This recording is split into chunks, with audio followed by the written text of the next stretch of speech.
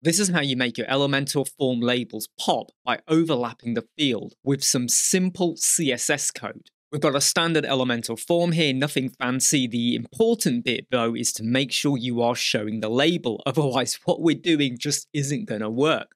What I will point out though is that over on the style tab you could have messed around with your row gap, but what you do here with the label almost becomes a little bit irrelevant because we're going to control everything with the CSS code. So go over to the advanced tab and look at my labels at the moment, go to custom CSS and paste this in, and the code will be in the video description. Now the code is split over 3 parts and there's a reason for that, and I'm going to explain them all one by one. Before I do that though, I do want to go to the style tab and just show you that if you had messed with the label spacing, can you see it doesn't really do anything at all? Let's now go and break down the code over here. So custom CSS, I had to play around with this a lot. Experimentation, trial and error just to get it to work. And I hope you appreciate it, so go and smash the like button.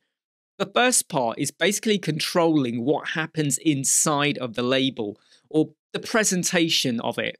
So the font color, the background color, you go and change that, and it will obviously change for you. The padding. So look at the padding I've got inside of it. If I was to go and now type in 57, can you see it's the top padding? So again, manipulate that to work for you.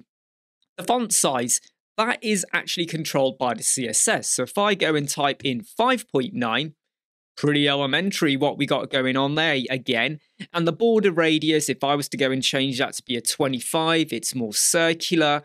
If you don't want to have a border radius, get rid of the line or comment it out or just put hyphen in at the beginning as well. Now let's look at the second part of the code. This controls the positioning. So -10, it pushes it down. Margin left, 8 pixels, moves it towards the right. If I change that to be a 58, it goes way over. And the Z index too, well, let me show you what it would have happened if you didn't touch that. As you move down, it goes behind the field. So the Z index 2, I mean, I could have just put Z index 1, but I'll just put 2 in for the sake of it. That just pushes it ahead of the field. Now, the final bit of the code is one of those blink and did you notice it moments. Let me show you again. I'm going to remove this.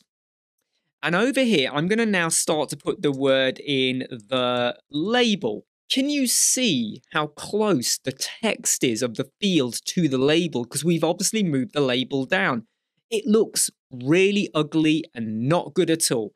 It pushes the field down. So now you can type and it is still clear. And if anyone is wondering, well, how does this look on the mobile? It looks absolutely fine. Yeah, I know we've got the word name and email twice there. They're placeholders, but you could get rid of the placeholders. You don't have to show them.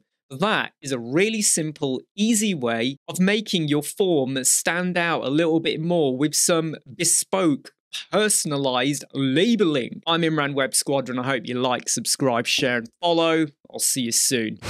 Never break, always fight, never quit, do it right, play the game, win it life, have no shame, there's no time, feel the pain, live the grind, I could change, in my mind, pick a lane, commit and climb, the only way to win it life, I never miss